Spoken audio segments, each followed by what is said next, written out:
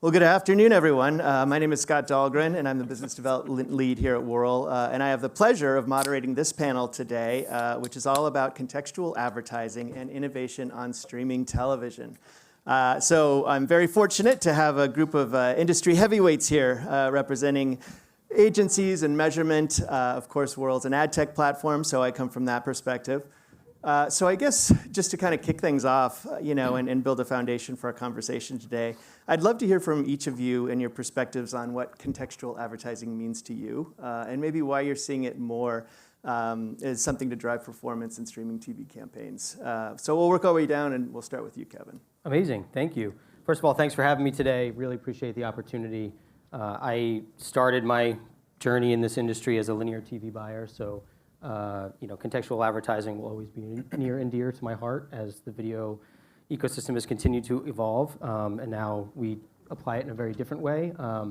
But to me, it's really achieving a more relevant ad experience through the targeting of content and context.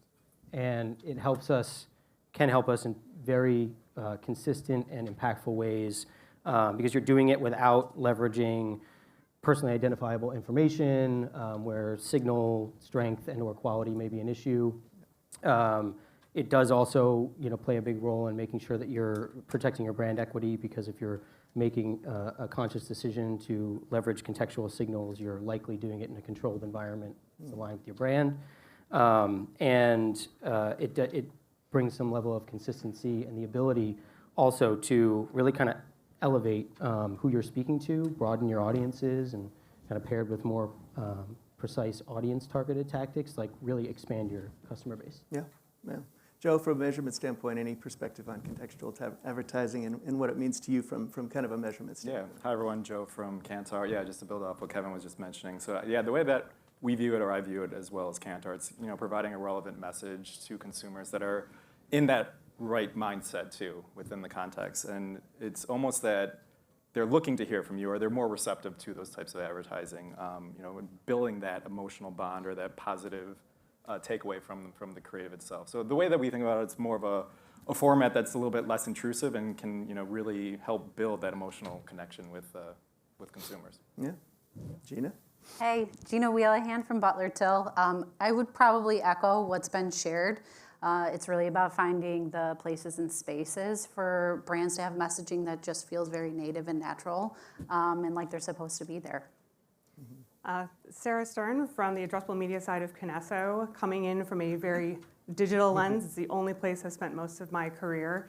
And I think, we pivoted so far when we decided everything needs to start being run programmatically, and we pivoted so heavily into finding the right people. We lost the track of exactly where we are finding them from that contextual lens. So I think we've started to see this shift of people don't just want ads in front of them, they want them to be what they want to see at that time and not constantly repeated. So it's not just necessarily the environment you're in, it's also thinking about how often am I showing the same message to someone over again, especially if they're continuing to be in the same space. So it's almost like we watched one thing go one side, and now we've completely rebalanced it back to bring in those additional signals to say, we really need to create that right experience.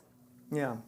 Fair enough. And I guess I'll stick with you, Sarah. What are the biggest challenges you're seeing and advertisers face when, trying to make streaming TV campaigns work? And does contextual help address those, or are there other ad innovations that help address those?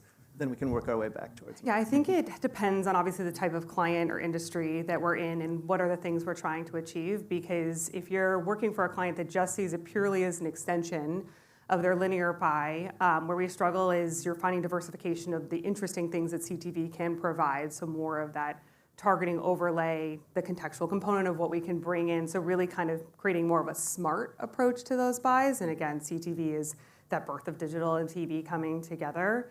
But I think what ends up happening is that now you've got working with a lot of people who are TV buyers. They're used to just showing it to everybody, really focus on that P2 plus audience. And then when we start to come in harder, they start thinking, oh, it's more expensive. I can't scale this anymore. And so it's really trying to show we're focusing less so much necessarily on the efficiency of the buy, but the effectiveness conversation I think starts to pick up. And it's really a lot of re-educating people on a different way to think about something that was so traditionally purchased for so long. Yeah, fair enough.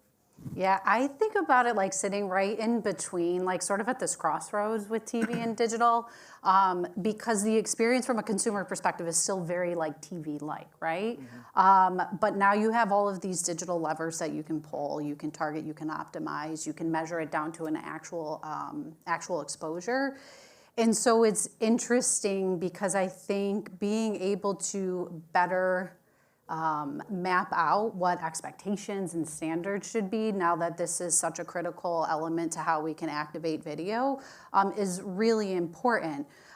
So I think really maybe it helps to tell a fuller narrative of the full impact that video has to offer. And again, it's that blending of what we've seen successful from a TV perspective, but now we're folding in those digital elements, and it's pretty cool because you can see a bit more about, I guess, full picture impact that the video campaigns are making. Yeah, I think from like a measurement standpoint, the way that we think about this too, it's not just being noticed right now.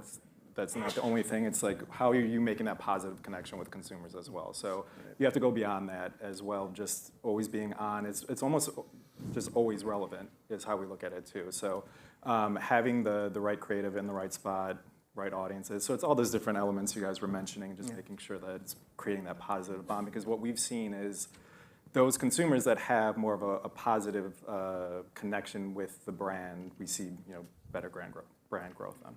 Fair enough. And yeah, Joe, that really resonates as a parent of 2 young kids whose TV and streaming viewing time is extraordinarily limited right now. The quality of that viewing experience is very, very important. So anything that allows us to extend the entertainment that we're seeking out and have the marketing messaging that we're putting out into the world be an extension of that and a seamless one, plays exactly off of what you said and will help with one of the kind of the fundamental issues that we still have, whether it be because of underlying frequency or fragmentation challenges. I think I'll pick on Kevin and Sarah a little bit. Both Kepler and Contextual obviously have a strong emphasis on leveraging data, helping brands turn that data into actionable insights. But with that said, we all know that streaming TV data can be a little bit fragmented and inconsistent. So would love to hear how you kind of help your clients navigate through the streaming space. Kevin, we can start with you. Yeah, sure. So coming from Kepler, you might imagine, as you mentioned, data is everything to us. Whether it's first-party data from one of our clients, their CRM platform, second-party data we're leveraging, or a contextual segment that we're overlaying onto video buys, not just in CTV, but across any video touch point. It's so important to us to be able to organize and consistently deploy it. And there are solutions abound to doing that.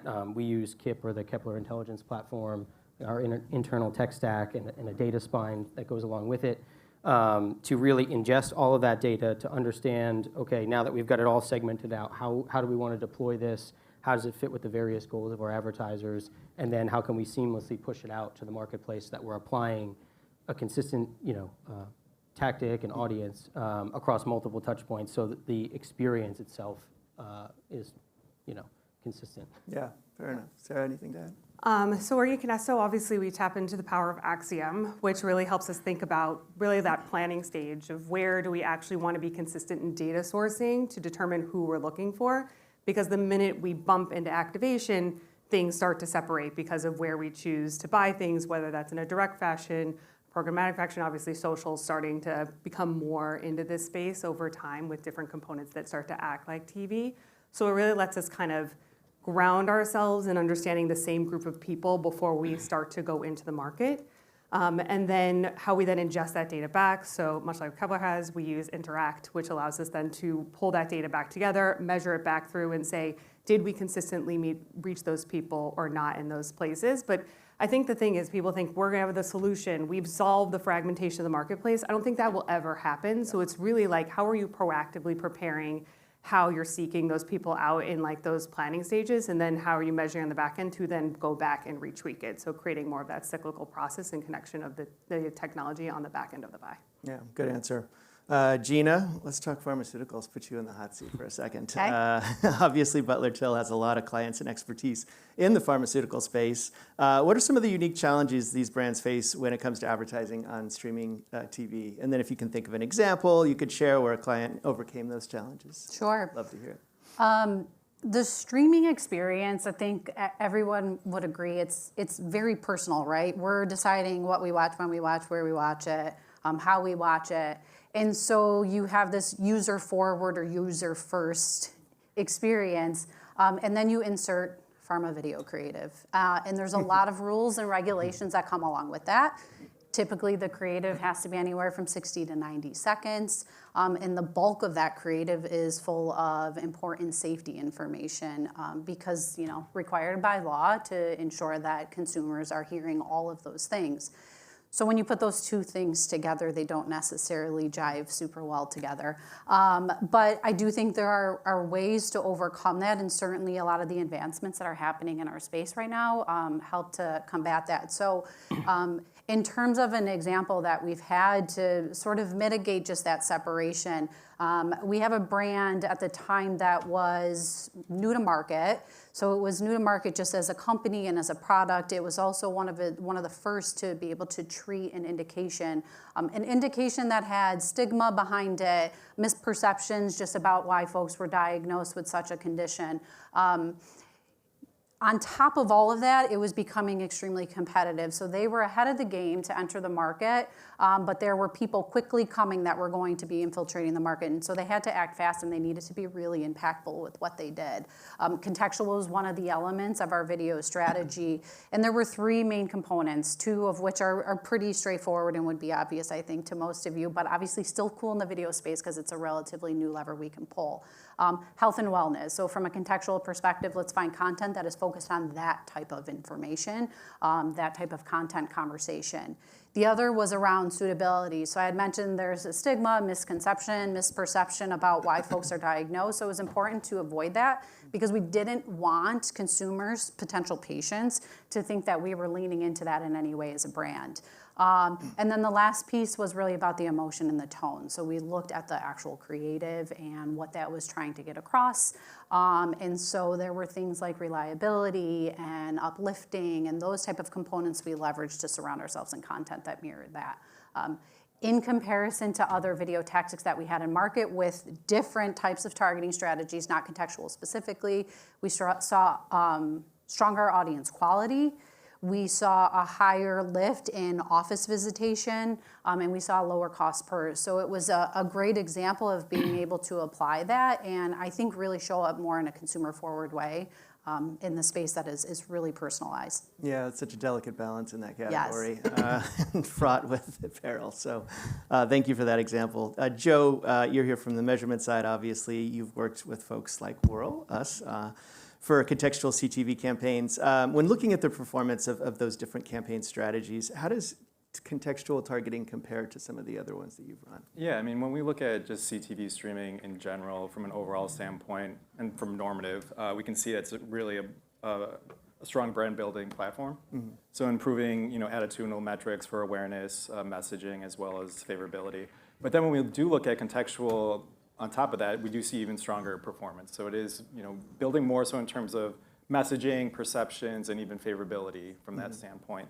And I think there was a mention of frequency earlier too. What we've seen also early days of a lot of the contextual work that we've done is being very impactful at low frequency levels. Oh, so again, it's resonating with audiences in terms of the messaging that they're getting.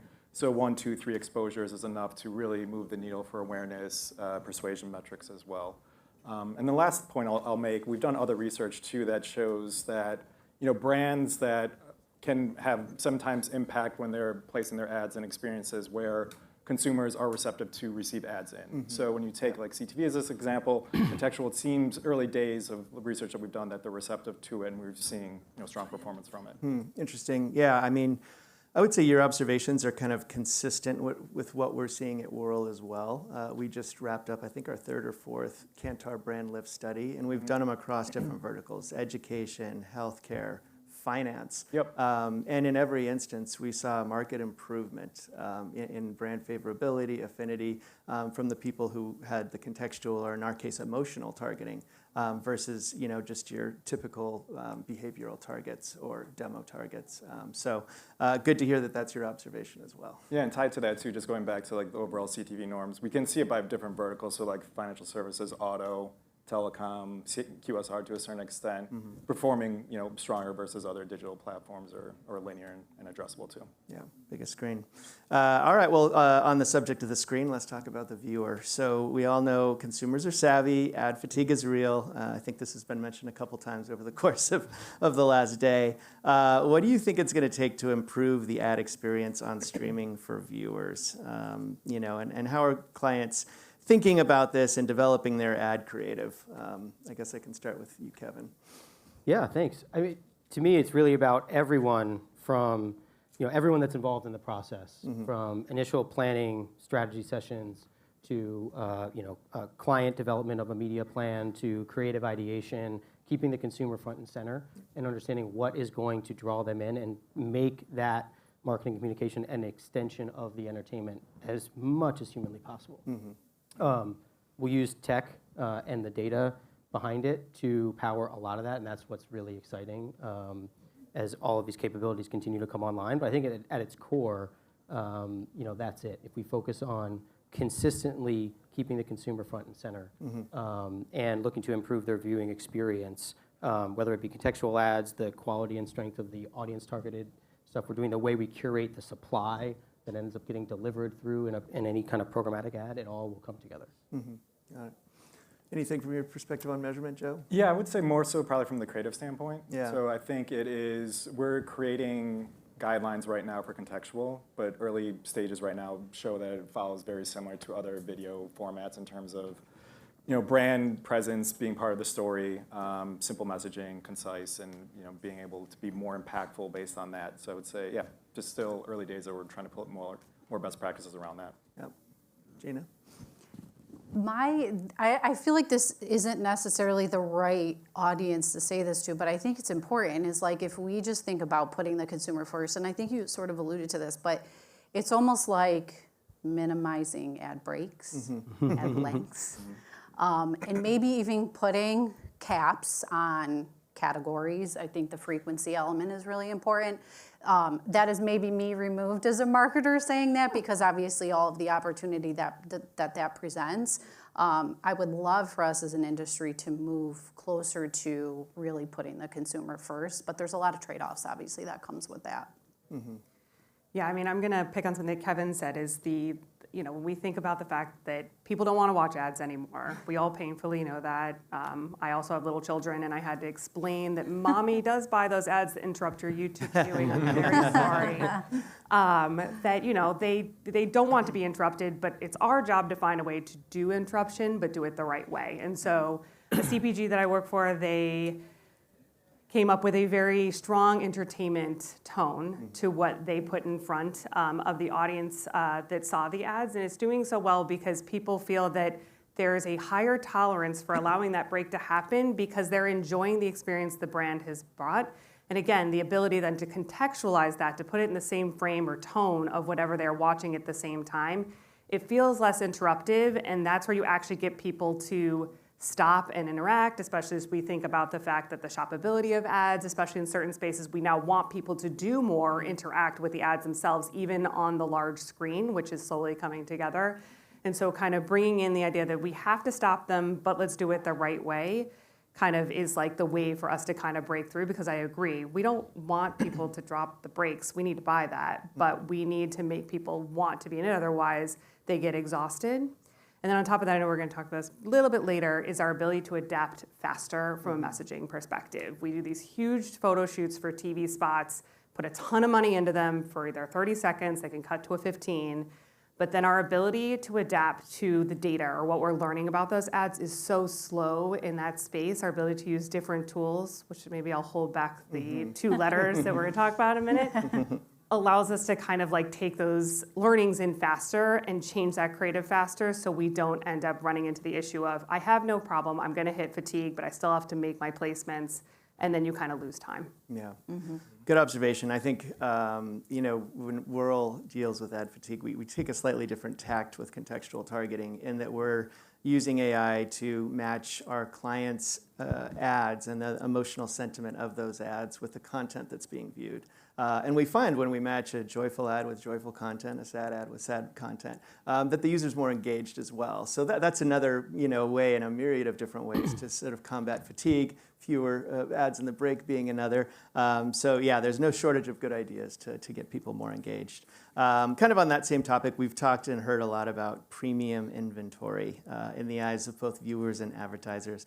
Actually, it was a hot topic in yesterday's panels as well, what premium inventory exactly means. So Sarah, Kevin, Gina, curious from your perspective on how your clients are thinking about defining premium content on streaming TV. Yeah. Okay. So one of the clients I work on, premium is the name of the game. If there was a header on every single slide we wrote, it'd be premium and high attention is what we are looking for. And it's very much so in line with the brand that they are and what they need to be. And I think their definition is definitely closer to purposeful viewing, right? So you're not just becoming interrupting people because where you ended up sending that ad is not what someone was expecting that viewing to be. And CTV fits very nicely in the space. We're putting a video ad in front of somebody already watching video.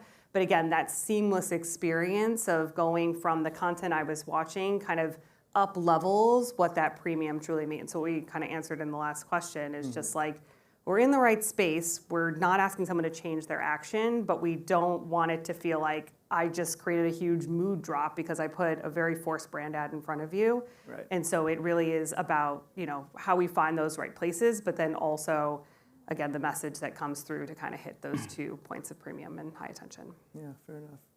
This is one of the most fascinating, I think, topics that is like in front of us right now. If you rewind to when linear TV was really all that we all had the same definition of what premium was, right? And it was all of us in the industry had the same definition, but the consumer also had the same definition. So like there was no moving. Now there are so many different options that we do have to take into account the consumer and what their experience actually is. And I just want to give a really quick example because this resonated with me as I was planning my trip and talking to my son. So I have a 13-year-old. And he was asking me why I was going to New York. And we talked a little bit about it, and I used it as an opportunity to cue it up and say, hey, buddy, like when you think about like really good quality content, what is that? And he said, queso. Are there gamers in the audience by any chance? Is anyone familiar with the gaming influencer queso? Okay. I'm going to tell you this, as a consumer, I do not do YouTube. It is just not for me. The talking at me, I cannot. As a full-time working parent, I can't. But my son puts on queso. So queso is 8 million plus subscribers on Twitch. He's got probably comparable on YouTube. The content is great, and my son loves it, and it's a way for us to connect. We laugh, he references it. It's a whole thing in my household. And so we need to think about that. And Sarah, I think you referenced like this whole like social influence that's starting to come into the space. I think that's really important. So I think like there is something to be said about the consumer and the viewer and how we should be identifying premium based on that. Mm-hmm. Yeah, I think starting with the concept and what you said and making it instantly relatable and relevant to your experience with your child is perfect because it's like premium is in the eye of the beholder, and I think there's a huge level up now too. And this is again coming from someone who started in linear TV and was buying a lot of broadcast prime and all that stuff and still do. Huge unlock if you can have a brand understand exactly what is premium in the eyes of their consumer and their current customer, their aspirational consumer, their high lifetime value purchaser, and have a really strong overlap with that Venn diagram of what's premium to them. Yeah. From a seasonality perspective, a tentpole that they may or may have not invested significant capital in as a marketing organization. If they can tighten that and figure out where there's that sweet spot of intersection, it really clicks. Yeah, it is so subjective, and funny you mentioned premium. My daughter was telling me that the last Mr. Beast video used 80 GoPros and then was stitched together in a $6 million edit bay. So to her, that's premium content. Yeah. So it is very subjective, and there's a lot of definitions. I think again, using contextual targeting and emotions, we kind of look at the world for premium moments within within an actual show to try and target the ad. If the ad has some element of empathy or trust, we'll try to find those premium moments within the context of that actual session. So again, a lot of different ways you can go with that.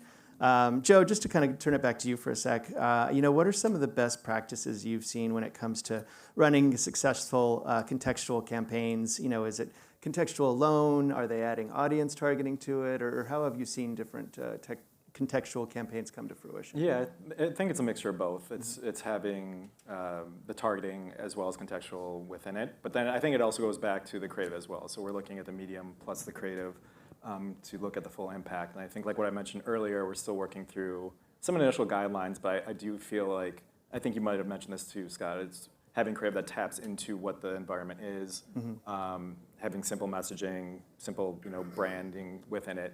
I think it's kind of what we're seeing at the moment. I do want to touch on something else that Sarah mentioned for just receptivity of advertising, because we do another research study where we've seen globally that 47% of consumers are more receptive to advertising now, up from 16% or 19% in 2016. So I think that's something to keep in mind, that while it's not 100%, people are turning. And I think it's really looking at the types of formats being used, being less intrusive, that can help make the environment a little bit more easier to understand and pick up the messaging. Yeah, fair enough. Just another one to the group, and Kevin, maybe we can start with you. What are you seeing as the biggest barriers to scaling contextual and CTV right now? Is it the tech integration, the creative alignment, the measurement? Is it simply industry inertia? Yeah, I do think inertia plays a role in that, but there's also everything can be so daunting given the amount of fragmentation, the various number of partners and solutions out there, and frankly, the pace at which it's all moving. Yeah. Like the innovation cycle collapses by the year, by the quarter, by the month, by the day. And that's exciting and it's fun, and it's a really good challenge for us because we get to be on the leading edge of that and help our clients make sense of it all, be very agile, as Sarah mentioned earlier. I think that's absolutely critical to helping overcome that challenge, because you have to ideate, you have to innovate quickly, you have to challenge your assumptions.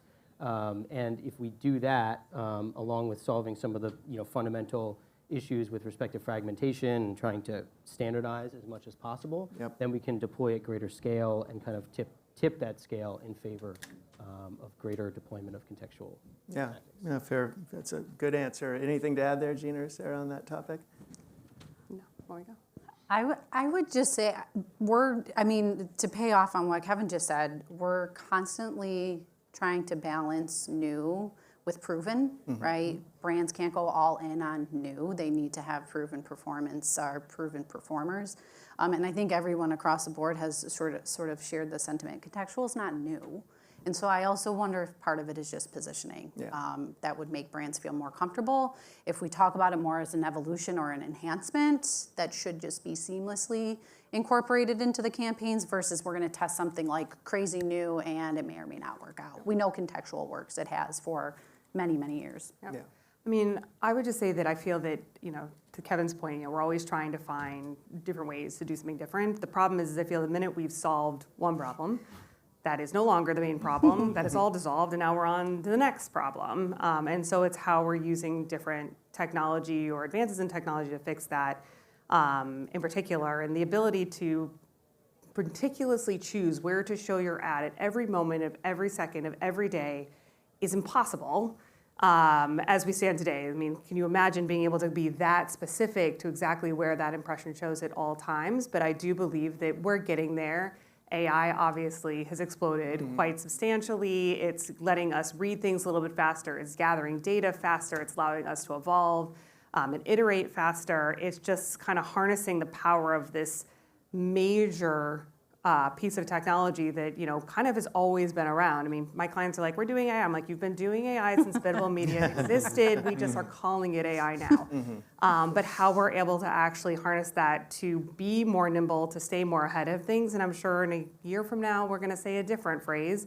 But it's that constant need to keep up that I think makes it harder and harder for us to continue to move things forward, all about education. Yeah, fair enough. All right, lightning round with less than a minute to go. I always like to end with some prognostication. So, 20 seconds, looking ahead, what do you see kind of innovation and contextual evolving in the next 2 to 3 years on streaming TV?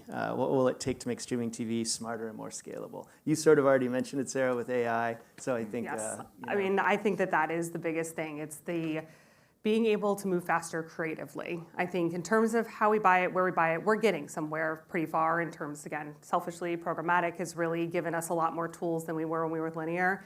But the ability to learn faster, move faster is where I think that the direction we need to go in to continue to make this area more relevant. all right, I would agree. Perfect. Speed, agility, creative versioning is going to really drive. especially creative. Yep. Yeah. Yep. Yeah. All right. Yeah. Okay. All right. Well, with negative 10 seconds to go, I think we used up the time. Thank you all for joining me today. And everyone, I think the next panel will be up in 10 minutes. So if you just want to hang tight, there's another one coming. But thank you for your attention today, and thanks for joining us. Yeah. And thanks to our panel.